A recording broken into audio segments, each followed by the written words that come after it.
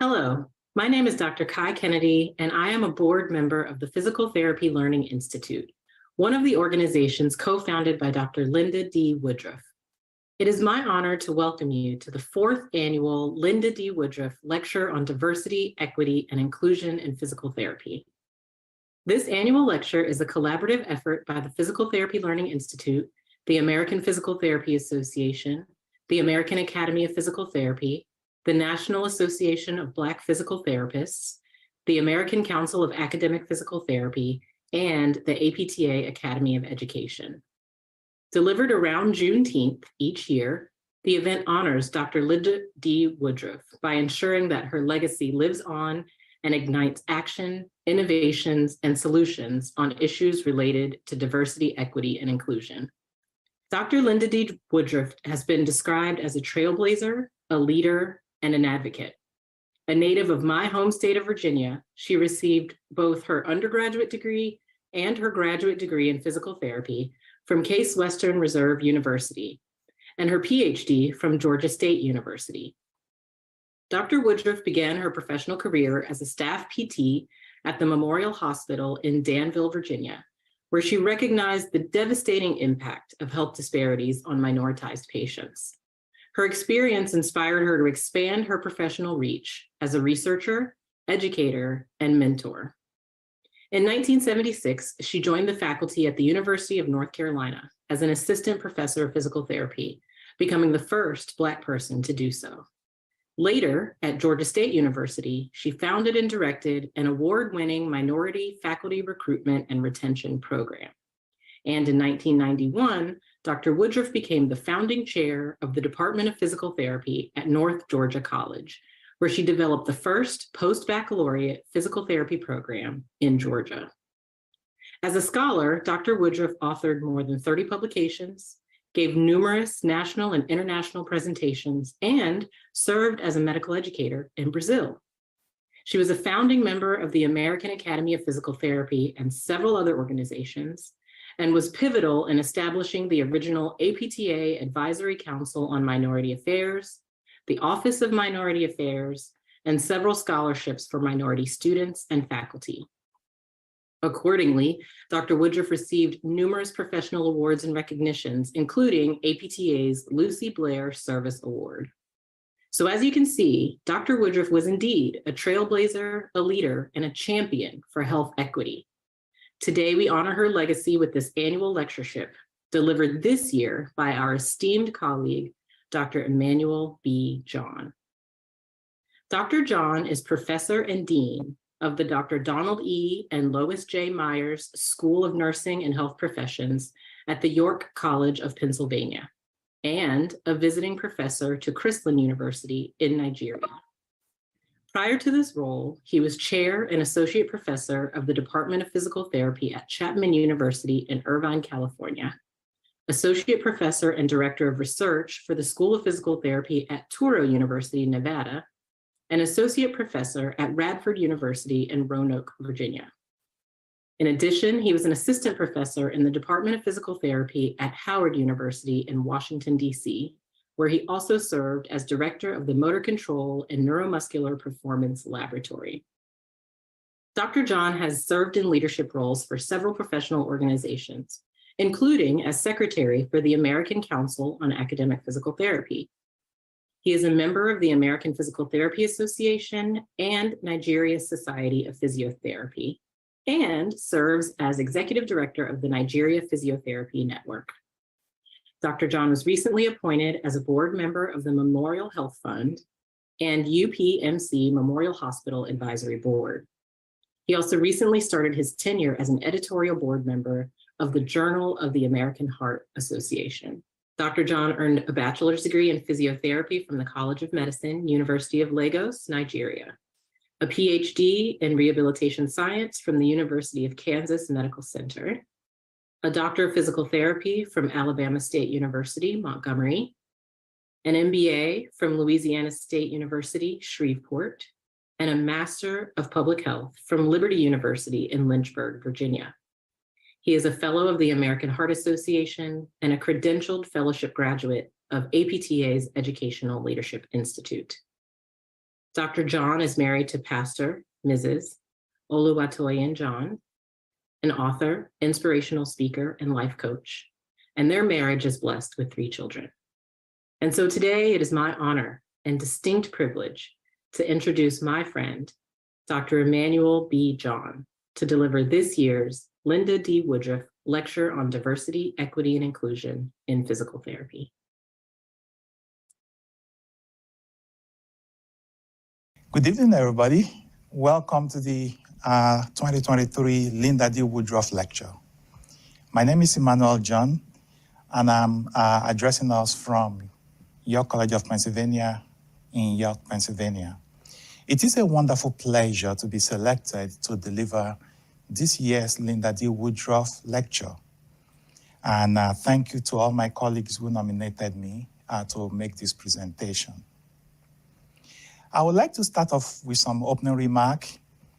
To reiterate again, thank you for the wonderful introduction about the life of Lynda Woodruff. Just to say that we are so proud of what Dr. Woodruff accomplished in her lifetime. We have the testimony of all the Woody babies generations, and those who are not part of the Woody babies, but we are Woody babies by induction. It's a pleasure to be standing on the shoulders of Lynda Woodruff. I had the pleasure and the opportunity and the privilege of interacting with Mama Woodruff, Mama Woody, I call her fondly, in the last few years before she passed. What had happened was that at the 2013 San Diego CSM, when I was going to the airport, there was a taxi share ride with Dr. Woodruff and another colleague. And I sat in front, and when we got to the airport, I decided to pay the taxi for everybody. And she was very thankful, say, "Oh, you have no need to do that." I said, "It's my pleasure, ma'am." Because I've known about Dr. Woodruff even while I was in my home country, Nigeria, many decades earlier. I've seen her on the front cover of PT magazine at the time. When we got to the airport, she invited me to join her at the Delta lounge because I don't have access, she does. And we sat down, we touched base. She happened to know me, a number of my colleagues, Chukwuka Nwemeka, Joseph Balogun, and the rest of them, and we discussed. And from there, we started a relationship. She adopted me right away. And 2 years later, when I became the chair of the physical therapy program at Chapman University in Northern California, Mama Woodruff took me under her wings. She was one that invited me to attend the DPT program at Alabama State. And every time I'm passing to Atlanta, I'm either calling Mama Woody to discuss and to touch base. At some point, I believe that Mama passed the torch to my generation. And it's a pleasure to be standing here today to talk about some things that she was so passionate about, which is making sure that everybody have a place in our body politic. So I'll be talking to us today about a topic I titled, "Without Us, We Are Not Complete." I will be proffering some pragmatic solutions to how can we combat the rising cost to society of the lack of diversity and representation in the physical therapy profession. And I will be able to talk to us about some of the things that glorifies and testifies to the work that Lynda Woodruff had done. So let's start with the title of the discussion. Who is us in the title? Who is us and who are the we that is referred to in the title of my presentation? To answer the above questions, I would like to start by illustrating with a story. Let's assume that there is a large family that are posing for an official photo shoot or portrait. And this is a very important family, very wealthy family. When they release the photo shoot of the family, it brings in a lot of revenue. It has significant socioeconomic value. And it accords rights, privileges, and well-being that accrues to each member of the family that appears in the photo shoot. I hope you are following my story. So it holds benefits. So the family photo has benefits for the society as well. Now, I took the liberty to look at some family photos available on the internet. I came across this particular one, the Baker reunion. This particular family, they have been having their reunion as at the time this picture was taken in 1996 or 1998. They have met every year for a reunion for 125 years. What a happy family. Here's the problem in my story. Certain family members are not present for the photo shoot. They were therefore excluded from the rights, the benefits, and the privilege that accrues to the family because of their influential photo shoot. Now, this is very costly to the unrepresented members that were absent from the photo shoot. It is also costly to the family as well as the society. That is because the aggregate overall commonwealth of the family is negatively impacted because it's not maximized. Because everything, assuming that everyone that appears in the family picture, they have some monetary benefit that comes to them.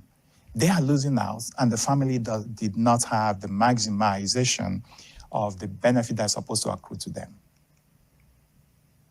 So, using this story, who is the horse? To answer the question, who is the horse in my title?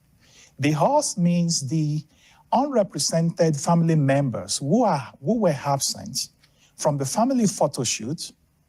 In this case, I'm specifically referring to the underrepresented minority groups in the physical therapy profession. The next question is, why were they absent from the photo shoot? I will say, well, life happened to them. That's why they were not there. I didn't want to go into the story. Then the next question is, whose fault is it that they were absent from the photo shoot? I will say, let's leave that alone for now. Let's focus on what remedies do we have? What remedies do we have so that the rights and privileges that they were missing because they were absent from the photo shoot, so that we can make it available to them and for them. So who are the we? The we represent everyone that's supposed to be a member of the family. The underrepresented minorities as well as the majority that are part of the photo shoot. This has become our mantra in physical therapy profession, especially under former APTA President Sharon Dunn. We are better and stronger together. And now we make a complete family. Now, when you look at the metaphor of this photo shoot story, it's akin to the state of our profession today. The ability of our profession to maximally offer physical therapy services to all citizens of this nation is not maximized. Therefore, the public health service that the society is supposed to enjoy from our profession is not being given out because some certain members of the family are not included in the profession. Therefore, we are unable to reach all parts of society because our inadequately diverse healthcare workforce in physical therapy falls short of reaching all and creating a sort of healthcare disparity and lack of access to physical therapy services, especially in underserved communities. This is very problematic. This lack of representation of certain groups and issues that are relating to inclusion, equity, diversity, and belonging in our profession today remains very stubborn to change. And remember, We are a 100-year-old profession and association. I took another liberty to look at another family shoot on the internet. This particular family, I am impressed that even family members who had passed away were actually represented. If you look very closely at this family shoot, on this picture, you will see that members of the family that have passed away, they were represented by their present family members because they brought their pictures to pose, to say, listen, yeah, they were part of our family, though they have passed away. That's how it should be. Everybody should be represented in the family photo shoot. Now look at this another family photo shoot. You can see that some members of this family are so boisterous.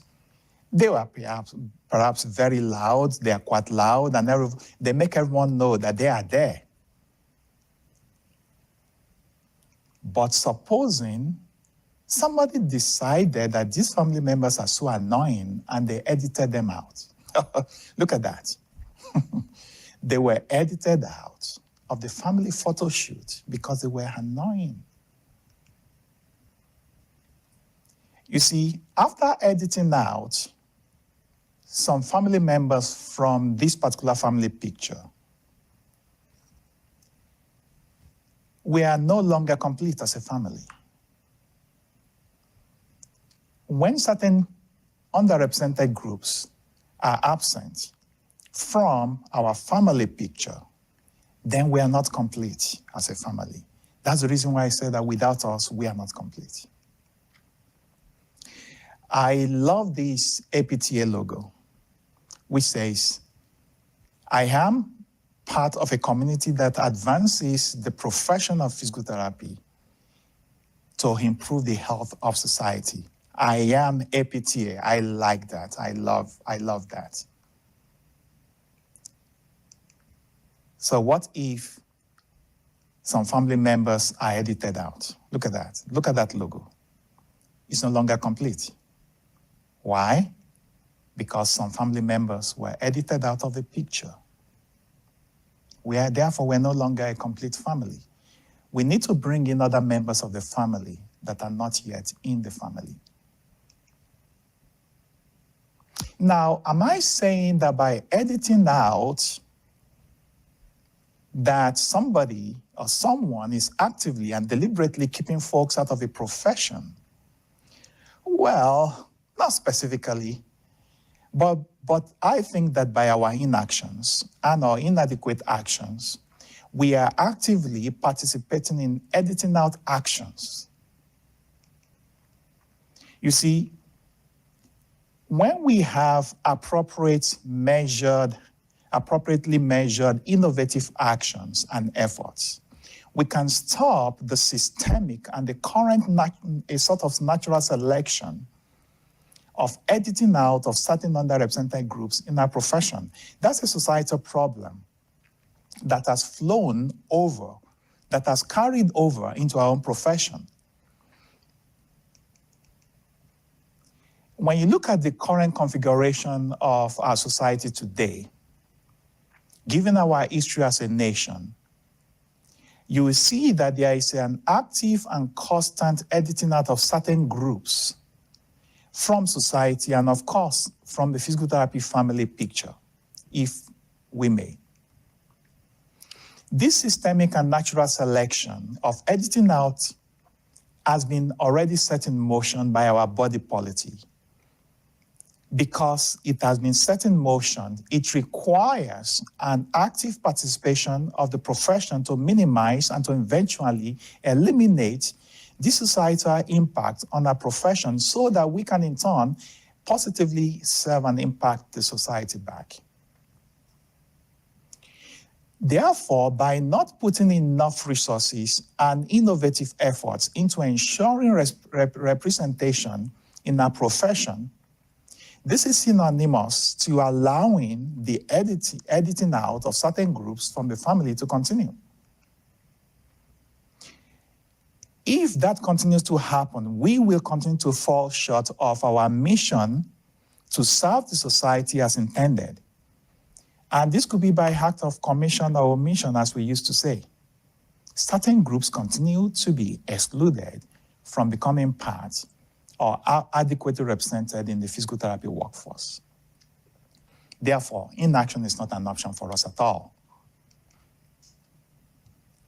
So what is the true public health cost to society when groups are excluded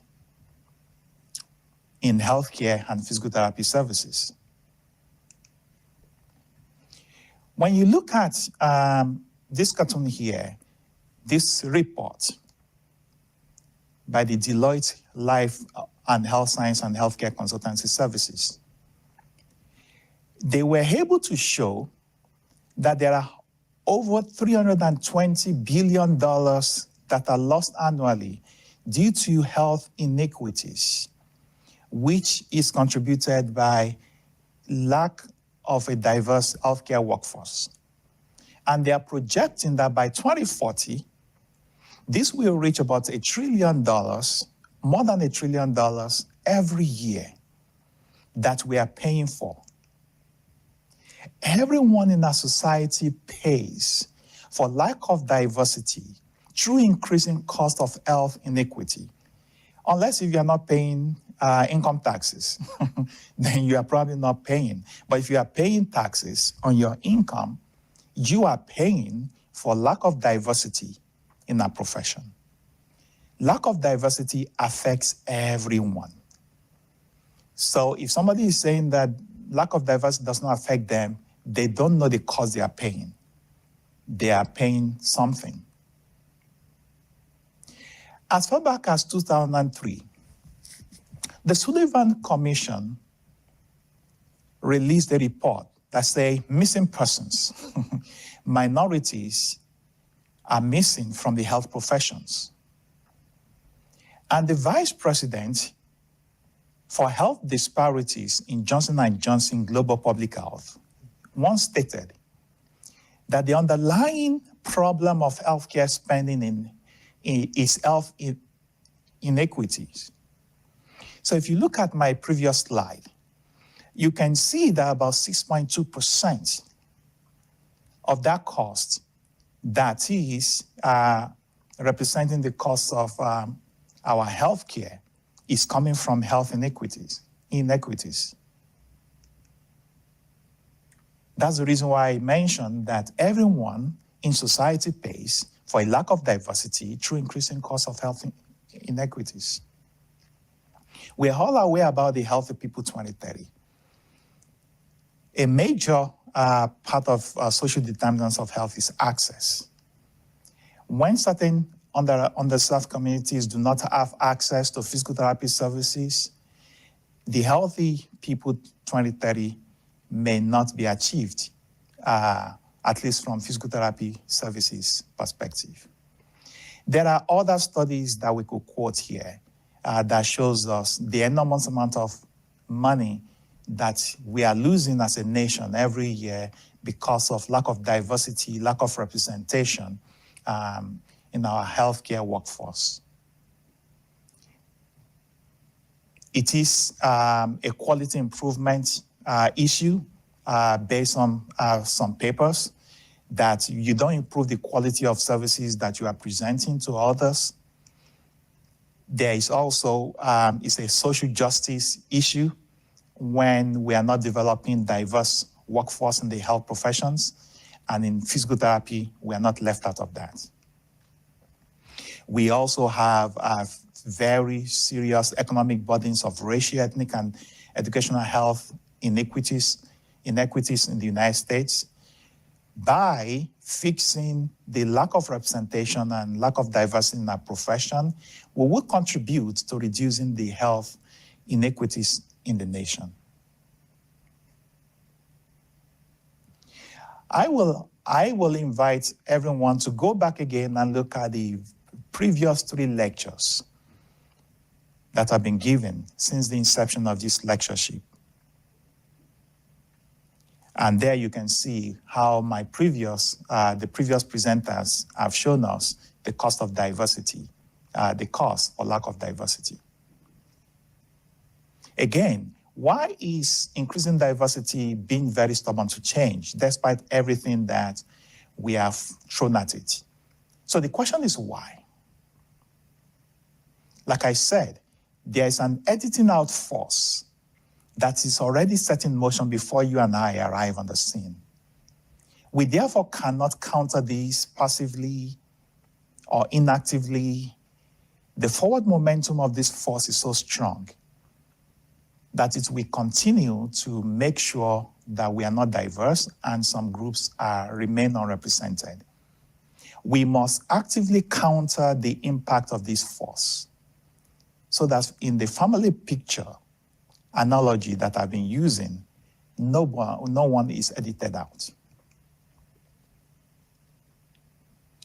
Another question is, why is it that increasing diversity in our profession is not changing, despite everything and despite all good faith effort that we put into it? It's not changing at the fast rate that we want.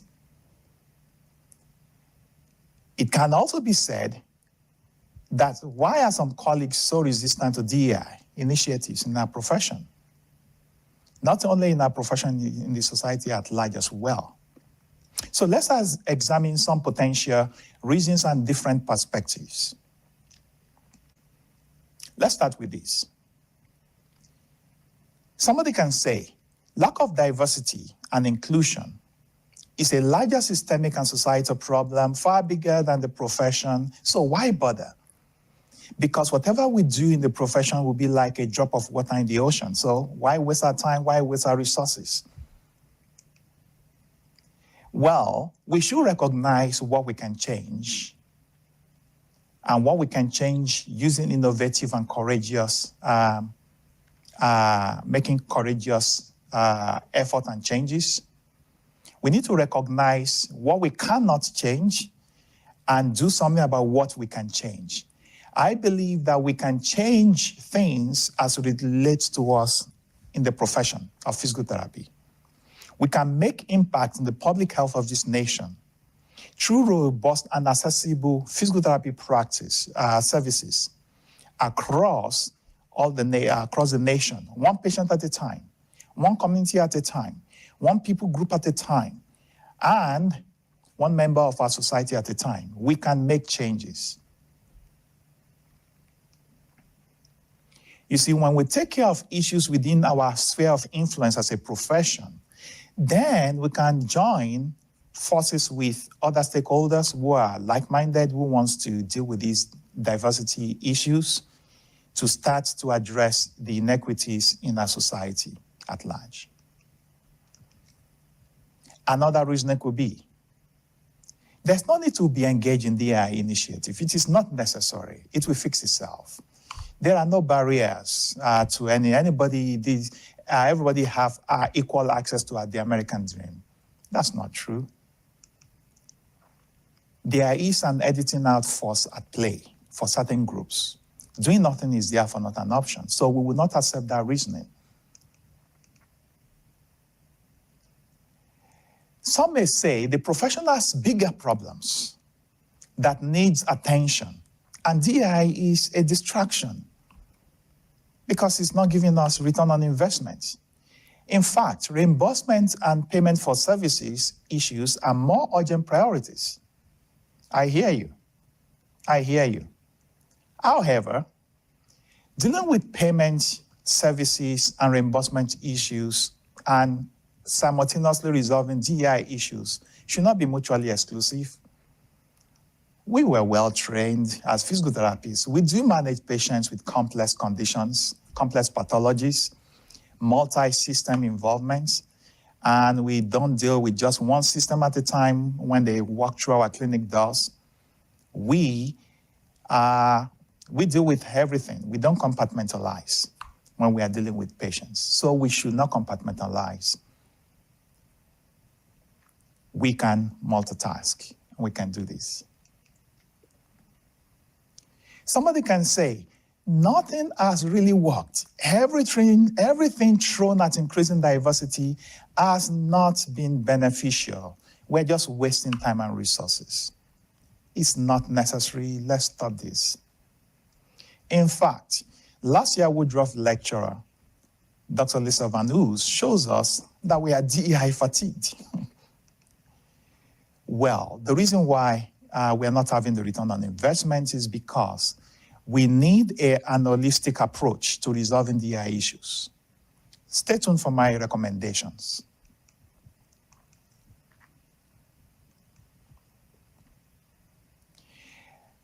Somebody might say that, listen, DEI is illegal. And it is discriminatory because it's granting access to other groups, and by granting access to other groups, it takes away my privileges. I want to say that diversity, equity, and inclusion is legal and moral, unless there are laws that are specifically made to make DEI illegitimate. These efforts are legal. We can undo those laws if the law is a problem. And I want to say that those who are afraid that they will lose privileges when others are granted access, they should not be afraid.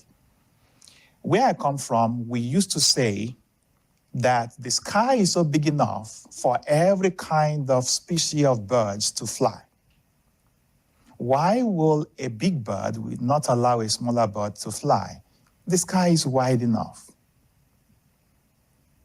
Why are people afraid of losing their privileges? I remember the discussions during the Affordable Care Act when it was being debated to be passed. The major pushback we get is that folks are afraid that by expanding access, that there will be rationing of care. That is because we have severe shortage of healthcare workforce, healthcare providers. So people were thinking that if you bring in more people into the healthcare system to have access, then we will not have enough providers, and therefore there will be long wait times. That's not the reason not to grant access, privilege to people. We should solve the problem by just educating and training and graduating more healthcare workforce providers. So innovative solutions to problems are the key. So here are my recommendations and what I call pragmatic solutions to this physical therapy family problem that we have, so that we can resolve issues of diversity, equity, and inclusion.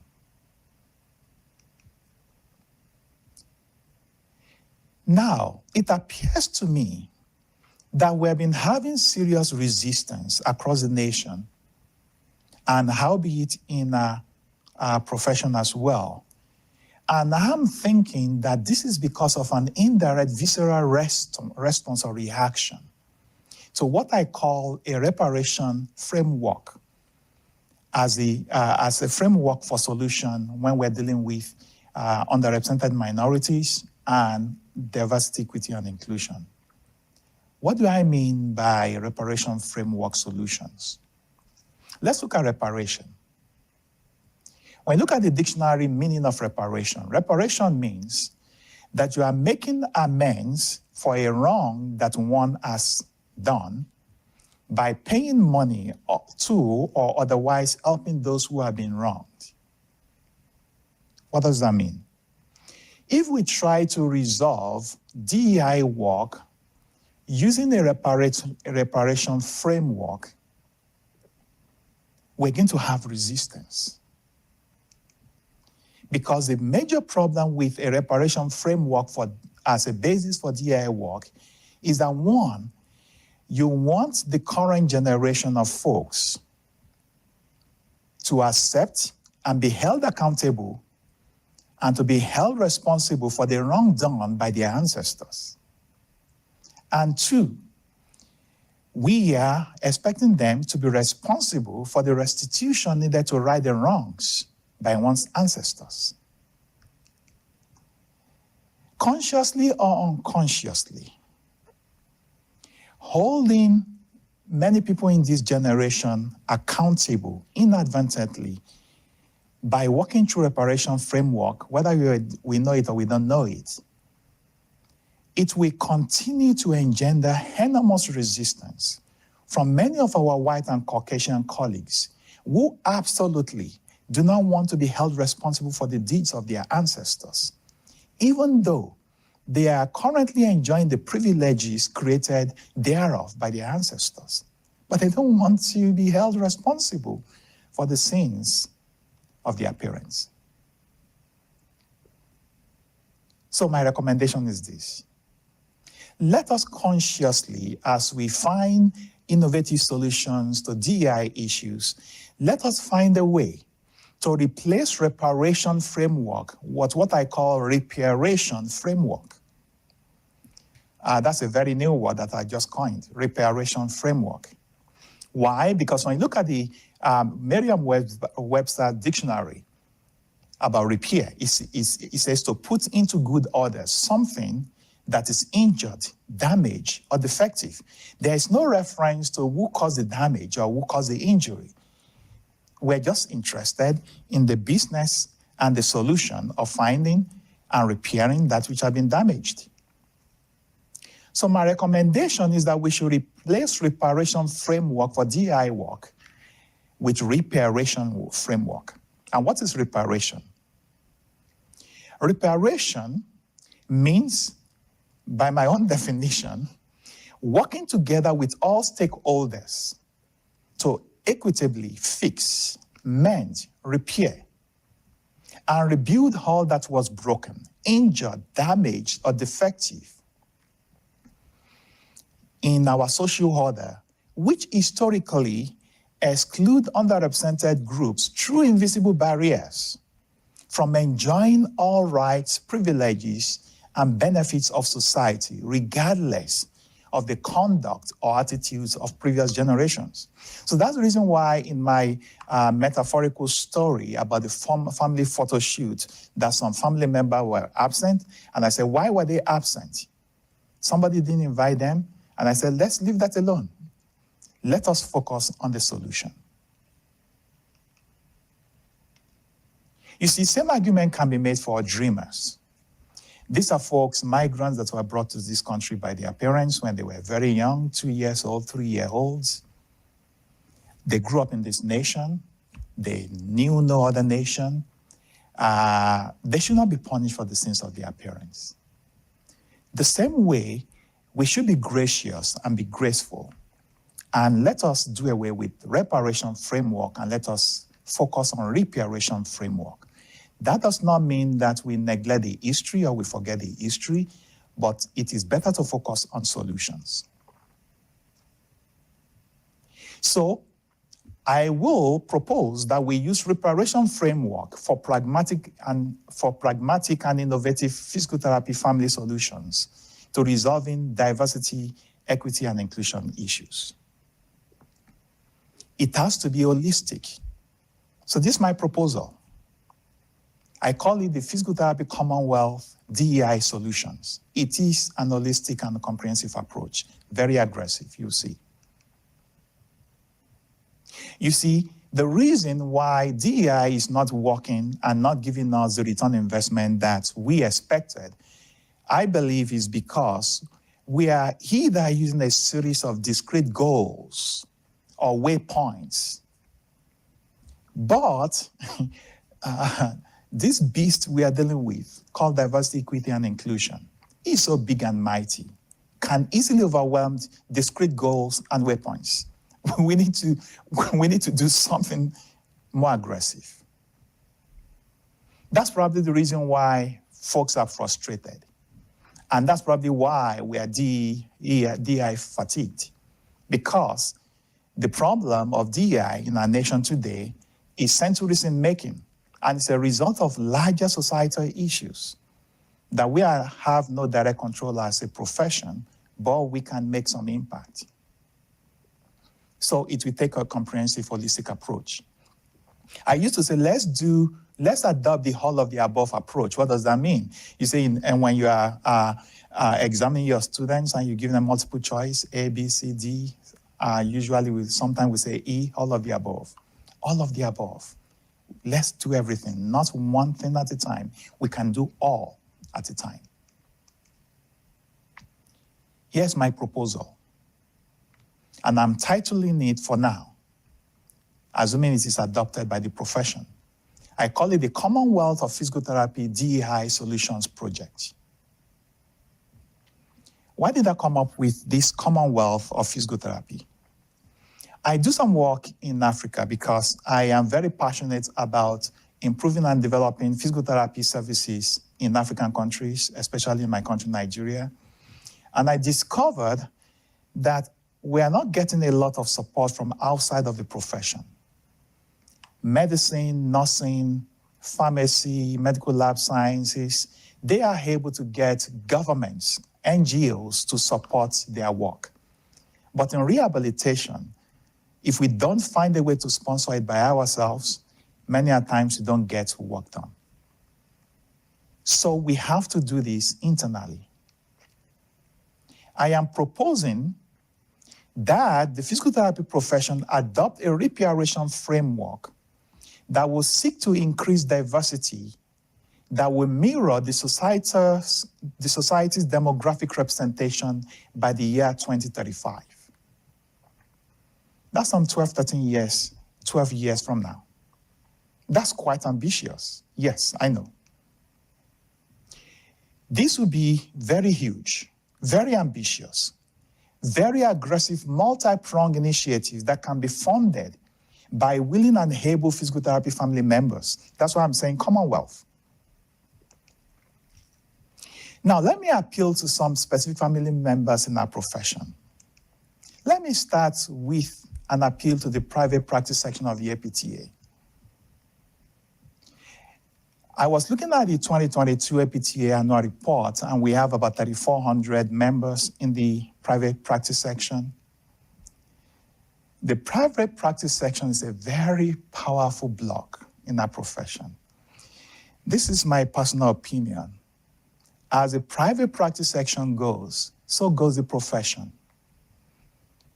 Whatever initiative that the private practice section does not support may not get executed. Some will say, why? Why are you saying that, Emmanuel? These are very powerful people. The private practice section carries our profession. When I do graduate surveys every year when I was chair of a program, of the physical therapy program, we see that 60 to 70% of our graduates are hired in private practice. Private practice practitioners and owners, they carry our profession. That is where most of the physical therapy services take place. They are a financial backbone of this profession. If they are hiring 60 to 70% of our workforce, they have influence. So I'm appealing to the members of the private practice section, please get on board with this DI initiative, especially this Commonwealth of Physical Therapy for DI solutions that I'm proposing. Another powerful block of our family member in the profession is the Academy for Orthopedic Physical Therapy. I was looking at the annual report, and it's the largest academy or section, largest component of the APTA. And many of them are in private practice section as well. So these are very powerful groups that make things happen in our profession. I'm therefore appealing to you guys. Please, come on our side and help us. We can do this. It's a family affair. I'm also appealing to all components. It doesn't mean that all components, we are not power blocked as well. I'm just saying that for this particular issue, all hands needs to be on deck. For this proposal I'm recommending to work, we need to mobilize the entire membership of the profession because we are able and we should be willing to do this. So my proposal, we come with about 5 initiatives. Initiative number 1, adopt a future PT doc or PTA program. You see, I don't have a database to consult to get the accurate statistics of how many physical therapy clinics that we have in the nation. But I'm using this arbitrary number, but I think it's reasonable. I'm assuming that there should be about 1,500, there should be more, physical therapy clinics across this nation. Initiative number one could be, if each clinical practice and a partnering DPT or PTA program come together and accept to adopt and support and sponsor, either partially or fully, through education, an underrepresented minority or a rural resident through a PT or PTA school. Now, why am I adding the rural? Because I've worked in my sojourn in this nation. Pennsylvania will be the 6th state that I moved my family for work. And I've worked in very rural areas, and there is also underrepresentation in a rural community, even though they might be predominantly white. But it's the same underrepresentation as well as other ethnic minorities. So if every clinic, assuming 1,500, if you can recruit 1,500 clinics to adopt one underrepresented minority or one rural resident through and sponsor through PT programs or PTA program, that means 3-4 years from now, we might be producing 1,500 underrepresented minorities a year. By 2035, we will be getting close to our goal. How can we do this? Diversity, equity, and inclusion takes money. Depending on the capacity of the clinic, what if you are supporting a student, maybe a PTA student, with $12,000 to $24,000 a year? That's just $1,000 per month as part of your expenses in the clinic. Or a DPT student, maybe from $36,000 to $48,000 a month. That's about $3,000 to $4,000 a month. And over a year, it will get to that. And if the clinic is stronger, you can even increase the support. I mean cash. I'm not talking about giving to the scholarship fund. I have no problem with endowed scholarship funds. The problem is that endowed scholarship fund is going to take a long time before we can build the endowments big enough to support actual scholarship that will make impact. These are the reasons why we're getting frustrated that we're not getting the return on investment. I'm talking about cash, putting the cash down to support scholarship right now. We can continue to build our endowment. Look at Harvard and all the Ivy League schools. They've been building the endowment for hundreds of years. That's why they can grant scholarship full ride to as many students as possible. It takes time to build endowed scholarships. Now, there could be a potential match by a partnering DPT program or a PTA program to say, if a clinic will give so amounts, we will give scholarship in our institution to match this. I know across the nation, there are some states that are coming out with laws that are defunding DI initiatives. We should not be effaced by that. We can do this. What will be in it for the clinics if they do that? Tax deduction, good citizenship, potential future employees that are from the underrepresented groups, and many other benefits. That's initiative number one. If we do this, 1,000 underrepresented minority and rural PTs and PTAs can graduate in the next 3 to 4 years after the program starts. Initiative number 2, adopt a future resident or fellow from the underrepresented minority for specialized practice. If each physical therapy residency program and a partnering DPT program and/or a hospital system, we accept to adopt and support and sponsor either partially or fully an underrepresented minority or rural physical therapists through a residency program, through a fellowship program, with time, we will be able to progressively increase the number of underrepresented minorities and rural PTs who might be able to mentor others like them. That's initiative number 2. Initiative number 3, Adopt a future DPT or PTA faculty.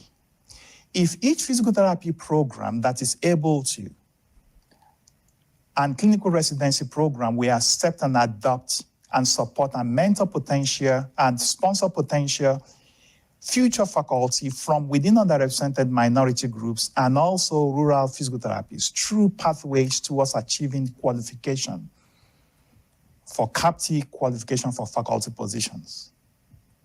That would be splendid. The result would be we will increase our pathways to faculty for all our programs, either in the PTA or in the DPT programs. Initiative number 4, adopt a future DCE, Director of Clinical Education and Clinical Instructors. Our profession, our education thrives on availability of clinical instructors. What if we adopt residency programs, hospitals, we adopt clinicians and encourage them, give them release time so that they can become qualified clinical instructors who may aspire to become Director of Clinical Education, Assistant Directors of Clinical Education, and make it more, give more incentive for clinicians to become clinical instructors. This will help us to begin to address the issues we have in availability of clinical placements. And lastly, initiative number 5. The profession should adopt best practices for inclusion, equity, and different forms of diversity. I'm therefore calling on the sponsors of this Lynda Woodruff Lecture, the APTA, ACAPT, APTE, the PTLI, NABPT, AAPT, and the Lynda Woodruff Lectureship Foundation, and all stakeholders to continue to advance the cause of DEI in all its ramifications. Change guidelines, change curriculum, anything we need to do. Another important stakeholder that is missing in my list here is CAPT, mandating educational programs to adopt DE practices. These are the things that I think that holistically will help our profession to become increasingly diverse. I look forward to the potential for these proposals, this comprehensive holistic proposal framework using a reparation framework to work, because our discrete goals and waypoints are not working. So we need a more comprehensive and a more aggressive approach. These are bold ideas that I'm challenging and posing to us. These are doable. Where there is a will, we always say that there is a way. I look forward to us taking up these challenges and changing the face and the composition of our profession by 2035 and beyond. I really look forward to this. Let us not spend another 100 years without making a revolutionary change so that we can better serve the society, so that we can fulfill our mission. In closing, I want to acknowledge and say thank you to all my colleagues that nominated me for this lectureship and those that wrote very strong recommendation letters. And thank you to the award committee that awarded me the honor and the privilege of presenting this lecture. I want to say thank you to all of you and thank you for your attention. And without us, we are not complete. Without a complete family picture, we are just not complete. Let us stop the editing out today and let us begin to include others. Thank you all for your attention. It has been a pleasure presenting this lecture. Thank you.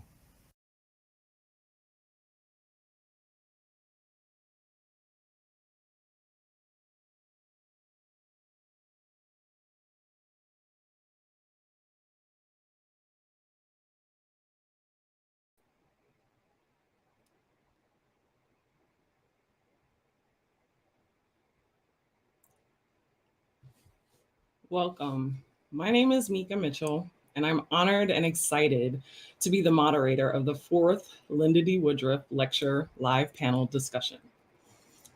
I would like to introduce to you this live lecture panelist. We have Dr. Michael Harris-Love,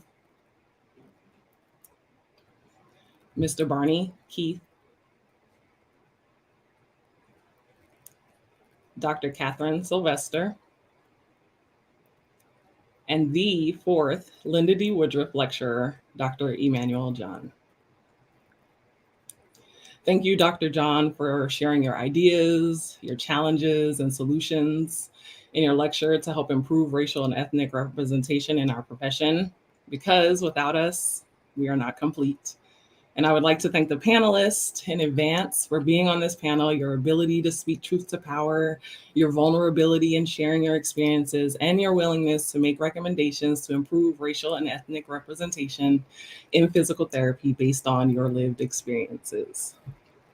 And so my first question is for you, Dr. John. I want to thank you for the visualizations for the entire lecture.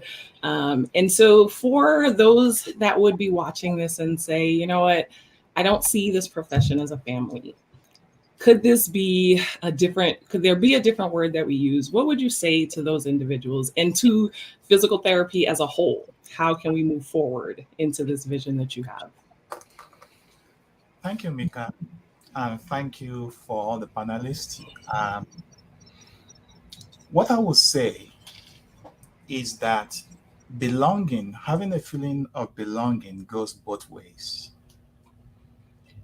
The institution needs to be able to make the environment, make people feel belong.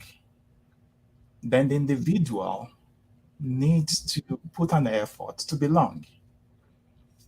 I will share my own experience. I am an internationally educated physical therapist. We used to be called foreign trained, but now the APTA had adopted a new nomenclature to call us internationally accredited, because like I used to joke, when you say somebody is foreign trained, they sound like a virus that is foreign to the body that will attack the body. So when you say internationally educated physical therapist, it's more dignifying. When I first came to this country, I had some challenges getting licensed as a physical therapist in this country, because many of our US educated physical therapists do not appreciate the enormity of the challenges of having been practicing in a foreign country for a long time, then trying to get licensed in the United States.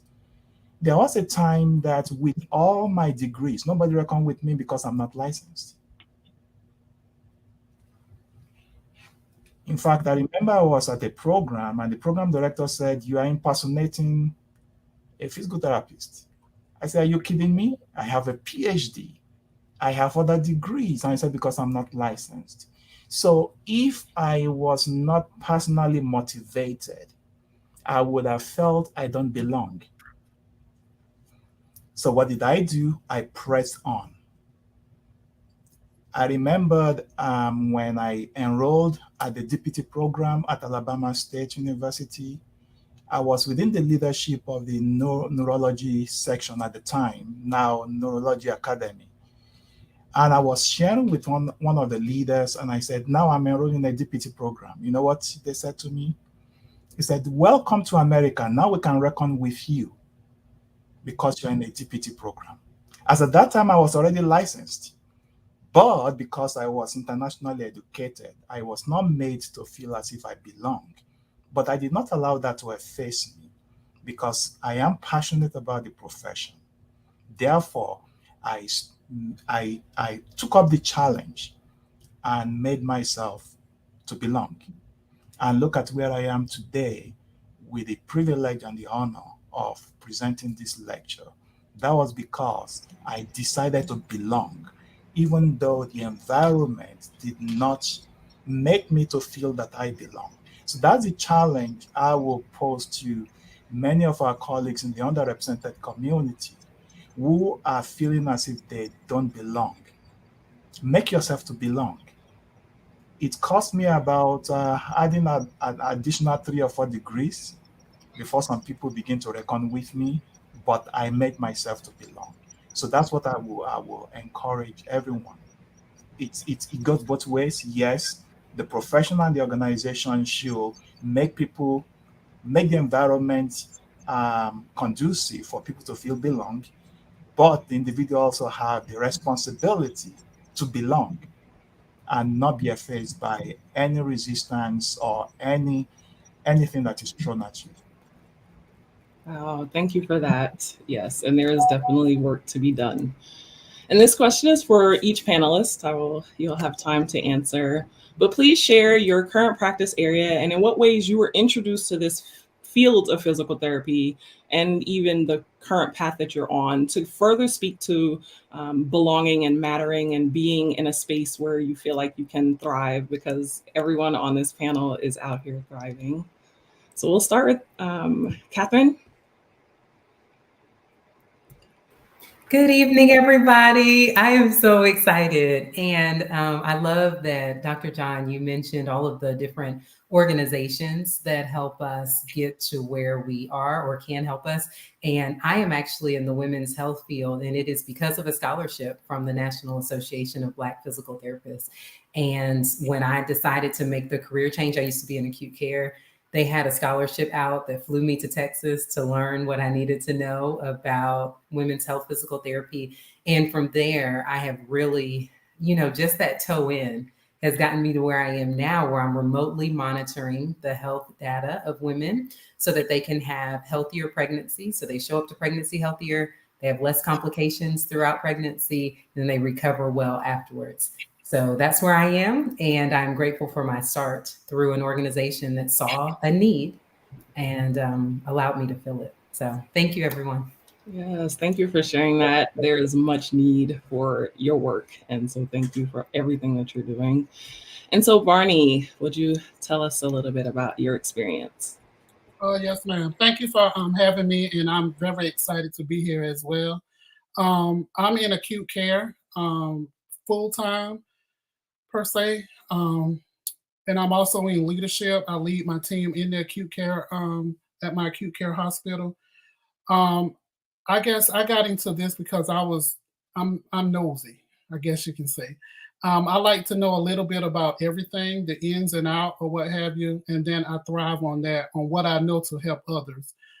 So with that being said, when I first got my eye on into leadership, my manager at the time, she told me that if you wanted to do this, then I needed to go back to school. So she encouraged me to go back and I got my bachelor's. And since then, I've got my master's in healthcare administration.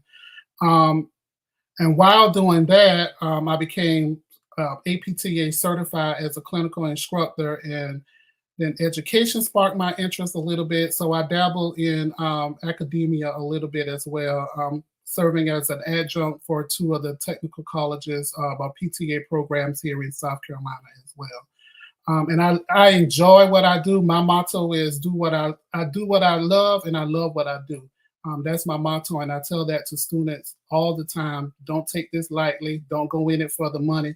You need to love what you do. Thank you for that, Barney, and showing what other possibilities there are in moving through leadership as well. And so, Michael, would you share your experience with us? Yeah, thank you. Well, first, it's just great to be here, and I really enjoyed the talk. So it was just a pleasure to hear your ideas, and we look forward to digging into them in this panel discussion. I work with older adults. I've always been fascinated with all things strength, and so we screen for sarcopenia in older adults and veterans. The role started differently. Dr. John mentioned this idea of the family portrait and how people have been edited out. And so I grew up in East Detroit in a neighborhood called Cranes Woods, in the Sojourner Truth projects for a while. And people who know the housing history knows that was a red line neighborhood during World War II, during the second wave of the Great Migration, when Blacks from the South came there to work in auto mills and building, the armaments. And those effects are still felt today. So I didn't know a thing about physical therapy, growing up there. And I didn't learn about physical therapy till my mid-20s. I moved to the mountain region, saved up some money for about 6 years, and tried to think about what I wanted to do. And I failed a lot. I took classes or had majors in accounting, drafting, business, journalism. I wasn't one of those students that knew exactly what I wanted to do. I liked a lot of different things, and I had to find it. But I had an epiphany in a weight room one day about taking my love for strength training and applying it to the health sciences, and went to school and became a physical therapist. And so I've been blessed to work at places like the Mayo Clinic and NIH, working with people with autoimmune disease and rare muscle disease. And that road led me to the VA. And now I'm able to help other students become PTs, as director of the PT program at the University of Colorado. So I'm blessed to be able to do what I do today. There's great inspiration in the stories of this panel because, nobody had a clear path per se, but we all ended up here and are doing things that, like Barney said, that we're out here loving doing. And so in Dr. John's lecture, he talks about this repariation framework, and I was finger snapping when I heard that, like, oh yes, tell me more. We are going to unpack this. So Dr. John, Emmanuel, can you share with us how you came to create and define this framework? Because we're about to wear it out, I believe.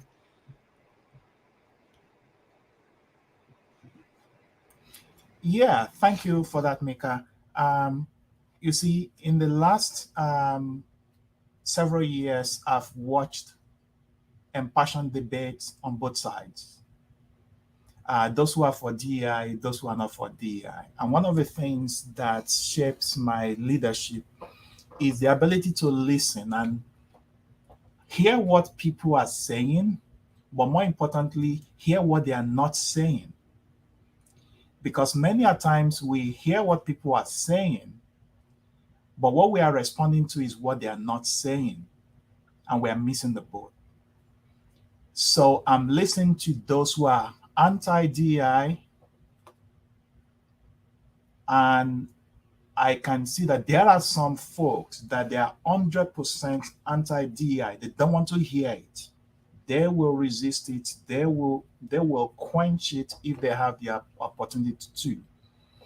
But there is a sizable number of folks across this nation who wants to participate and contribute, but they are feeling as if they are being held responsible for the sins of their older generation, past generation. And that was where I'm coming from, to say, okay. There are some people we can never win to our side to help in DI. So there's no point wasting our time. But there is chunk of people that if we can get rid of making them feel guilty for the sins of their ancestors, we can win them over. And those are those people that I am appealing to through this talk, to say, listen, yeah, we're going to forget reparation. If anybody is to ask for reparation, it should be somebody like me that comes from Africa. Many decades ago, there was this reparation movement in Africa, because when we look at slavery in this country, what happened is that they came to Africa, they brought Africans to this country and enslaved them in this country. Many folks were enslaved in their country in Africa. And in addition to that, our material resources are exploited and are still being exploited till today. So there was a time that some folks in Africa are crying about reparation. And without trying to peddle conspiracy theory, many of them are no more today. They just die mysteriously somehow. That means there are some folk that they just don't want to hear you holding them responsible for the sins of others.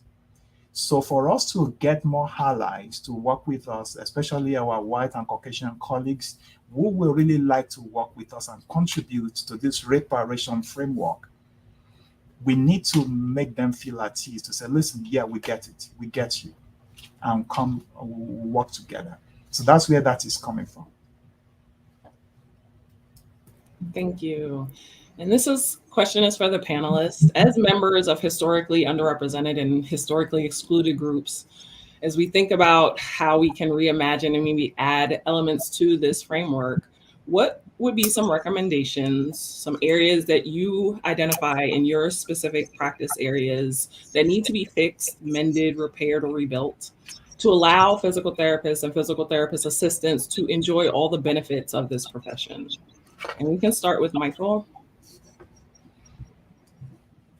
Thanks. Well, I have to say, Dr. John, that your talk was right on time in so many ways. It was really good to hear. I don't know how many of you are aware about the recent paper that was just published by Todd Davenport and Dawn Magnuson, who are friends and colleagues of myself and Mika, and I'm sure others that are part of this call. And they wrote about social power and the movement system and about the role that PTs play both at the level of the individual, the community, and the society. And thinking about the scope of PT like that, I think is important at getting and mending at least some of these fences that we're talking about. This idea of linking our social economic resources to our health related resources is critical. And your role as a public health professional as well as a PT really spoke to that in the talk today. And so I think we're able to improve access by working at those levels, individual, the community, and the society. We go a long way to achieving a lot of the goals that you set out for us today. Thank you. Barney, what are some of your insights?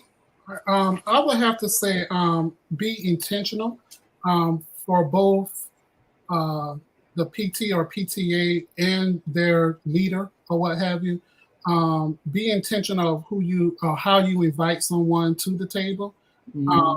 That's one thing. The second thing for me is it's okay to invite yourself sometimes. You have to reach out. Sometimes people just don't know that you're interested in a particular subject or a particular matter. So it's okay to invite yourself sometimes. And then two, networking. It was talked about being involved in the community. For me, I just posted on my personal Facebook page about 2 weeks ago where sometimes, we're in the office or in the clinic all day long, all the time doing X, Y, and Z. Sometimes it's just good to get out into the community because when you get out into the community and you're with the people that are like you, sometimes that will pull them or draw them to you or to your organization because sometimes they just don't know they have someone that can represent them at that organization. So for me, it would be intentional. It's okay to invite yourself and go ahead and network in the community as well. Yes, there's value in all of that. And sometimes, you don't have to be invited, but we are going to make our presence known. Catherine? So I have a few from just things that I've seen work down here in Georgia. And one of them is changing the screening process for admission to physical therapy school. And so we know that some people are just not naturally good at test taking. And so if you are looking at GRE scores it can be a barrier to getting students in the door for even an interview or to submit an application that is going to look appealing. And so I think that going off of other factors needs to be, it just needs to be done. And the schools that do it and they accept students that are diverse and in thought, in background, in a lot of things, they thrive. Those schools thrive. Another thing I was thinking about, though, is bridging the gaps in knowledge. So I had a school contact me because there's a group, an organization called Exceed 3 Inc., and they actually pay for a program that we started down here where we teach students anatomy and kinesiology because we know that those are courses that weed out a lot of students. And so if we can give them a little head start, then they can do better in PT school. Well, this organization started by Dr. Adkins pays for that course. And so this school reached out and said, hey, there's a student we really, really want to accept, but their grades in anatomy and kinesiology undergrad just were not great. And so we agreed that if we could train the student for free, then between the time that they were admitted and the time they were admitted and the time that PT school started, then we all agreed they'd probably be a better, stronger candidate. And so the school is being intentional about reaching out and saying, hey, this is a great candidate. However, then we can help meet that however need, if that makes sense. And then the third thing is that when students run into issues that are financial, so we've had a girl who ran out of, it was like she was getting funding to help babysit, and the funding all of a sudden got pulled. And then there was another young man who was totally dependent on his father financially, and his father passed away. And so through our professional organization, a nonprofit that actually normally is called Empower Teacher, but they were like, well, students are future teachers, so we'll lend a hand. And so we were able to get funding for both of them. One, so that the children could be taken care of so the student could show up at school, and the other for housing, food, transportation for the student that otherwise would have to quit school because his father was no longer able to provide. But that 3-month, just, that 3 months of support allowed him to just graduate in May. So it makes a difference, I think, when schools are willing to reach out and say, hey, this is a need that we have, and then at least give the community a chance to meet that need. We can't always do it, but when you do have, like Dr. John said, professional organizations that spend hundreds of thousands of dollars on lobbying for, better reimbursement, can we spend a few thousand to keep an underrepresented student in school? I think the answer to that is yes. Those are great points. And, Catherine, you mentioned something about someone reaching out to you. And so this question is really to anyone in the panel that has some insight into how do programs, if someone is saying like, look, I didn't even know you offered that service, how do we find out about the things that currently exist to support our students, our learners in our communities, especially those that are marginalized? Yeah, it's hard. Go ahead, Doc. I'm sorry. No, you're fine. Yeah, it's hard to find one spot, but I will say there are a lot of people who are doing great work in the space. You look at the Maryland chapter of the APTA and their DEI director. They're a waypoint to find out about mentorship programs, scholarship programs, and these kind of early development programs. What Greg Hicks is doing in Delaware, the program they have at Duke. The National Association of Black Physical Therapists are also a great resource, to find out like where to go to take that next step. So even if you don't know, those groups do, and students should reach out to them. Catherine, are you going to say something else? I was just going to say I guess the gateway for us was APCA Georgia. And so our past president was really, really passionate about, let's get this out. So we did a tour, or I guess they did a tour. And then after the tour, we were invited to come and speak to current students, to professors, just to talk with them about the resources that are available. So I think if every state kind of took that approach and was proactive about telling the schools what's going on, that would be helpful. Getting a contact person at the school and emailing them when events take place, scholarships are available, courses are being taught, things like that. I feel like that would be the easiest way to disseminate to existing students. And what's neat is that one of the schools that invites us out, they do it even if the student's not going to be accepted. So we're actually at their orientations, or it's like open houses, I guess. And they've invited us to come and speak. So whether the student ends up at Brenau or not, they're still taught and connected with a mentor that looks like them. They are very intentional about connecting the students, whether they're theirs or not. And that's like, when we talk about family, that's what I think about. When you see a kid walking down the street and they're in the middle of the street, get out the street. I don't care where your mom is. I'm going to tell you to get out the street because I would want you to do it for my child. And I think that we as a profession have to start adopting that mindset, that it's okay to help even if that student doesn't belong to you. Those are great points. And thank you all for sharing that. And, that's your starting point. We have these sponsors for this lecture. And then, like Barney said, getting into your community, your local, your state, at the national level, and that networking is powerful for us to really, really start to know what is out there, because there are a lot of people out here doing great work. And if we can continue to support each other and not have to recreate the wheel, it makes this work go further, because Dr. John gave us a 2035 deadline and we got to get to work. So tomorrow, some people need to be establishing some people in their PT programs. Who is this point person? And go find out what's out there so that you can share. Because even if you're not my learner where I work, you potentially somebody else's learner, and it will only help this profession. And so, Dr. John, Emmanuel, do you have a dissemination plan on how you will share this framework? Because, for those that may not listen to this lecture right now, maybe they'll get to it later, but what is your plan to share this framework to those different entities that you mentioned? Yeah, thank you, Mika. Even though I have a day job as a dean, it would be my pleasure to get on the road, really, to start working on this movement. We used to say, back where I come from, that it takes two people to create a child, but it takes the whole village to train up the child. This is our baby as a family, physical therapy family. Look at this lecture today. It's being sponsored by major stakeholders, the APTA, the APTE, ACAPT, NAPPT, AAPT. We can come together to form this movement. I'll be willing to meet with different components if they want to hear more about this initiative and if they want to join, come on board.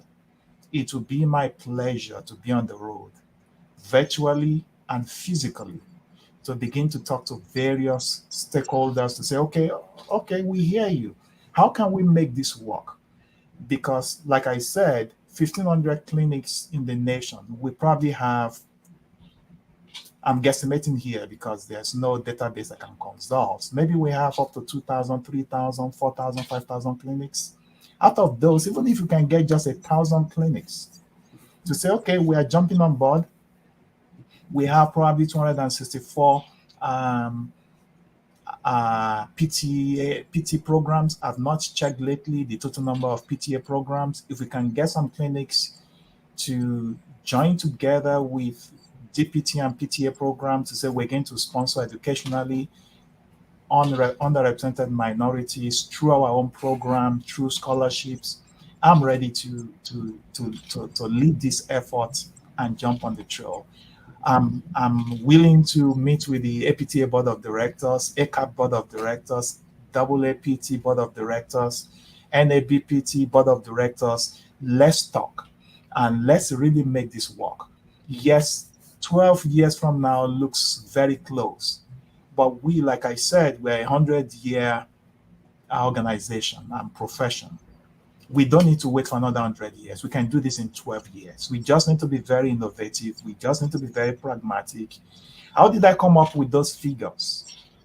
I was speaking with a colleague of mine about 2 or 3 weeks ago, actually less than 2 weeks ago, to say, if I ask you to sponsor a PT student through school, because he has a two private clinics, how much do you think you'll be willing to part with? And I threw some figures at him. And he said, I might be able to come up with $30,000 a year. That's where I gathered those ideas from. This is doable. Yes, we have many clinics, many employers of physical therapists who have a lot of programs, maybe payback, loan repayment program, and all those things going on. We can also add a little bit of scholarship money to actually train up through the pathway. Short answer to your question, summary, is that I'm ready to jump on the road, virtually or physically. All right, so the Dr. Emmanuel John tour bus coming to a city near you, a component or a section, that is exciting. And so you talked, Dr. John, you talked about the this Physical Therapy Commonwealth DEI Solutions Project. And this Commonwealth idea is that we have to do this ourselves as in this physical therapy profession. We are going to have to cultivate the change that we want. We may not have the supports and the funding from outside, but this change comes from within. And so our panelists, for those suggested solutions that Emmanuel listed, could you offer even some more suggestions? Because sometimes people get stuck where they're like, okay, well, that's what he said and that's it. But could we imagine and think about where are some other ways that we could implement these ideas based on your experiences, your areas of practice, what might make it more practical where you are. So Barney, would you lead the way? For me personally, I would say mentorship. I'm big on mentorship. I love taking people under my wings and just trying to show them the ropes, or just encouraging them, or just being there just to listen sometimes. Mentorship is just not all about showing others what you can and cannot do, but it's encouraging them for their next level of success as well, or just showing them the ropes. In the PTA Council, we have a mentorship program that was just developed, and I'm not a part of that, but I was a part of the meeting, and I like the way it was rolled out and the way we're implementing this new mentorship program for new PTA council members or what have you, so they can take it back to their states or to their academies and show their mentorship, or have them have other PTAs mentorship as well. So I'm big on membership and mentorship, and collaboration. All right, mentorship and collaboration. And we're adding to the list that Emmanuel has here, right? So we're just going to continue to generate more ideas so this can, really maximize what it could do. And so, Michael, what are your thoughts? Yeah, it's multifactorial, of course, but I want to go back to what Barney said, about meeting people where they are. Dr. Dee Matthews, she just put out a piece recently too. So this next issue of PTJ, you need to check it out. But they're talking about anti-racism and academic PT, but they also said something that really resonated with me, and that was about sharing lived experiences. There's so much about this that is politicized, and behind the politics are real people who are trying to find a way.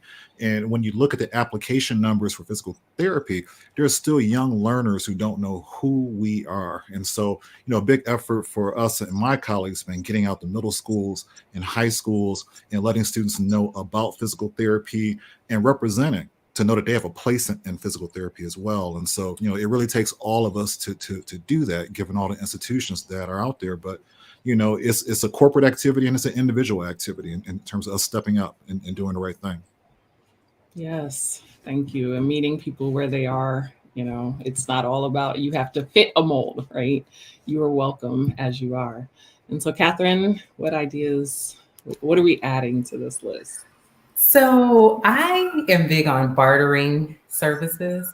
And I wonder sometimes, when people reach out to me and they say, oh, will you take a student so you can teach them about what you're doing with Operation Mist? And I say, sure. I don't ask for anything else in return. The return is that I get to love on a student and teach them a new way. And so I wonder if instead of it having to be all cash infused, could every school say, we are going to accept a student as a scholarship and so just if every school accepted, the numbers that I see, some schools have no diversity, some have 5 students. So if you could just sponsor a few, and then every year, now those students will, reach back out into their community to recruit more students, because I think part of the issue is the recruitment process, because you'll hear people say, well, they're not applying. If they're not applying, then what Dr. Harris Love said would work, right? So we go out and teach them young. But in the meantime, the now solution would be, let's go to a clinic that says, yes, I'll sponsor them. So that with the understanding that they may want to work there when they graduate, because that's what my job did. When I got there, they were like, hey, we'll give you $5,000 a year to help you pay off your student loans, but you have to stay with us for 2 years. Well, I had already vetted the program, fell in love with them when I was a student. And so it's not one of those things where I want students to feel like, wow, I'm indebted to this organization. But as a student, if someone came to me and said, I'll pay for your education if you work here for 5 years, by that time, if they've created that type of a relationship with me, I probably would have already wanted to work there anyway. And so that's my idea. Let's start bartering services so that more students can get in and we don't have to wait for the cash infusion. We can do both. Yes, great ideas. And, I think as we have this conversation, we're bringing representation in spaces that don't necessarily have it, because it's not a guarantee that a program has racial and ethnic minority representation, I would also like to add that there needs to be some intention around the faculty, the staff. If it's a clinic, how are you really going to support this individual? If we're accepting them to come as they are, they may not fit the mold of what is traditional, what you're used to, but really this concept of belonging, of how do we train and educate ourselves that we can also create the space for this next generation of physical therapists and physical therapy assistants. So yes, thank you all for that. Dr. John, Emmanuel, do you have anything to add after hearing these possibilities for the implementation of your physical therapy Commonwealth DEI solutions project? Yes, like I said in my lecture, I like the all of the above approach. Keep the ideas flowing. We can use everything. What I did not add to the initiatives, which if this goes full stream, there are 2 other initiatives I would like to add. One initiative that I would like to add is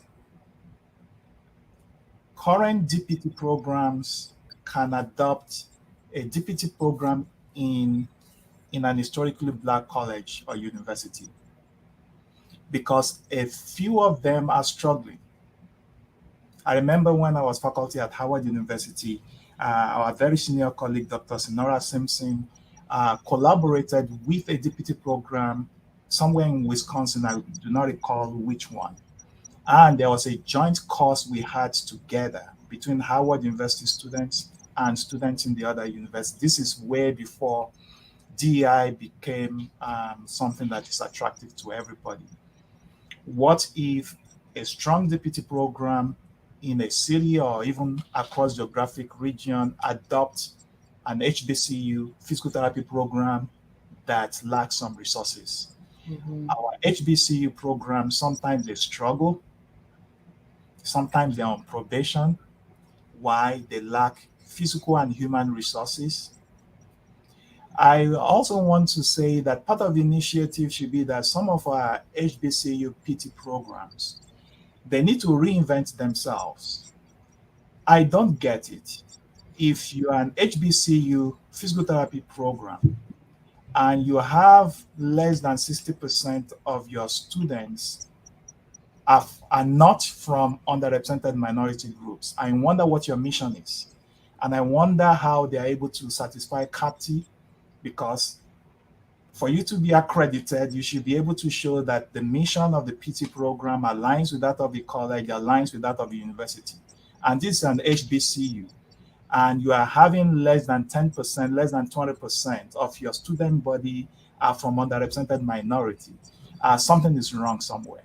Because if we're really looking at how do we show up the numbers of underrepresented minorities in our profession, apart from the initiatives I've put on the table, what about looking at Hispanic serving institutions? They're cranking up the numbers of our brown kids. What about HBCU cranking up the numbers of our Black African American kids going through their pathway to come into the profession? So that is another initiative that we had to this Commonwealth program. And like Catherine and Mike mentioned, we can also go back to middle school, to elementary school, to high school to recruit, because somebody can ask, Emmanuel, if we have 1,000 clinics that want to sponsor students, where are you going to get the students from? We have them. We just need to go find them. We wouldn't wait for them to come to us. We will be the ones to go find them. That will be part of the initiative. Yes. So it sounds like for those of you that are watching, you have to stay tuned. You have to stay connected with Emmanuel John's work, because it is going to be ever evolving. And he mentioned before, and I will say this again, watching the previous Lynda D Woodruff lectures, there is that concept of Sankofa. We are going back to get those and bringing them forward with us. And so as we're coming to the end of this wonderful panel, I'm like, but wait, there's more, but we are respectful of your time. For my panelists, after watching this lecture, what would you leave us with your last thoughts, things that you would like to say about without us, we are not complete? And so we'll start with Catherine.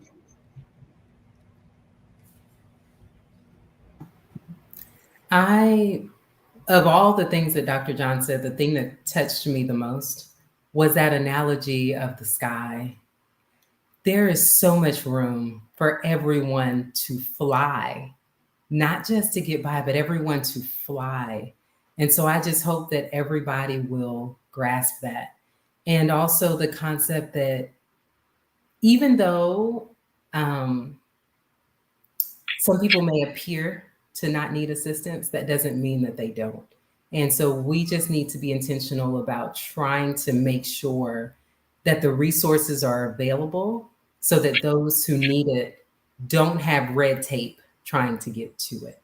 So if we can adopt the idea of everybody being able to fly, but then also make it easy for them to access the air, then I think we'd all be a lot better off.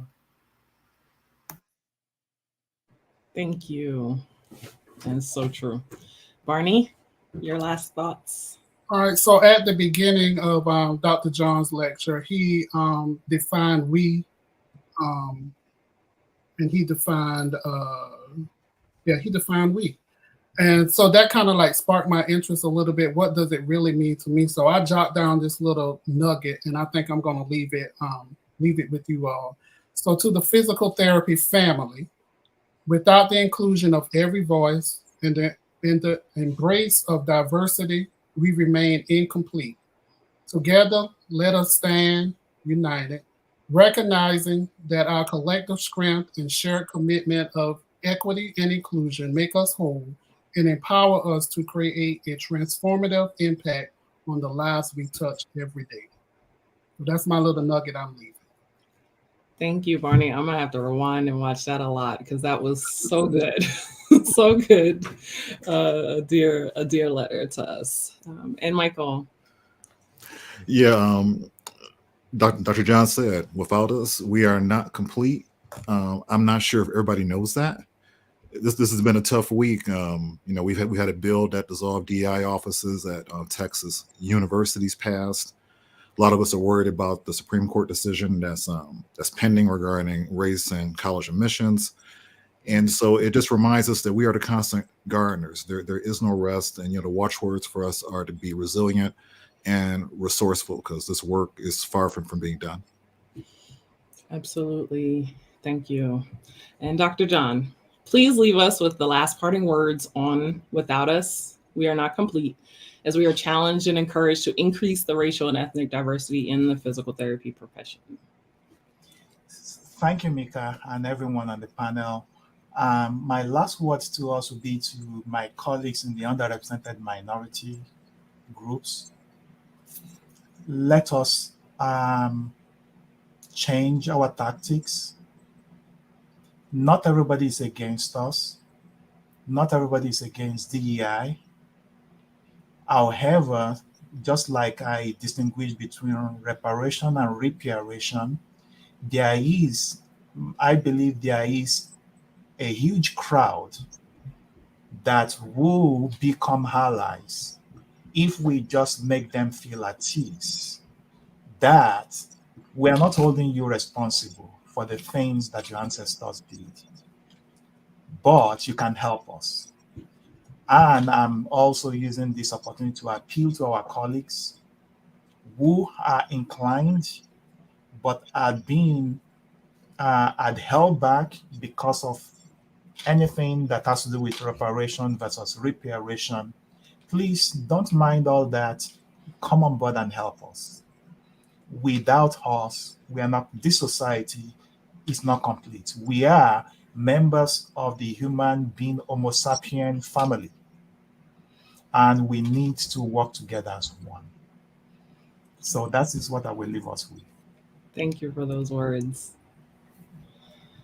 And to my panelists, a big thank you for sharing your excellence tonight. The idea generation, this is just the beginning. Dr. John, thank you for your lecture, your words, your charge to move us forward. to greater racial and ethnic diversity in physical therapy.